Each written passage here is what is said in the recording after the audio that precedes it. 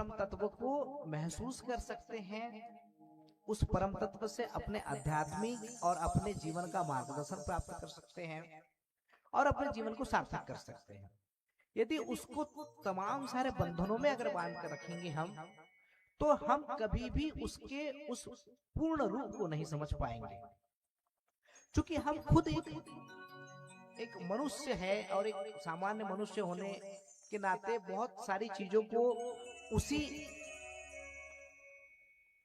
तरह से देखते हैं कि ये किसका कौन है, किसका कौन है, इसका क्या है, कब है। कबीर साहब बड़ी अच्छी बात कहते हैं इस विषय को लेकर के कि जो बुद्ध पुरुष होते हैं, जो अवतारी पुरुष होते हैं, जो दिव्य पुरुष होते हैं, जो विश्व के कल्याण के लिए आते हैं, समाज को नई दिशा दिखाने के लिए आते हैं, उसके ज्ञान को, उसकी दिव्यता को आपको स्वीकार करना चाहिए।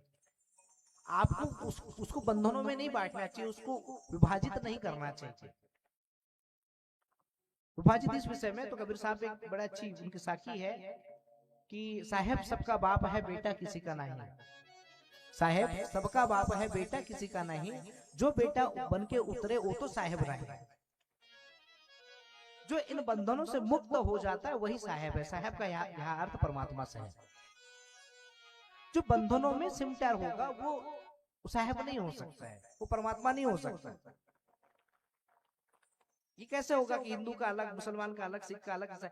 सब बाबा यही समझा रहे हैं, सबका मालिक वो हमेशा उस एक तत्व को, उस परम तत्व की ओर इंगित करते थे।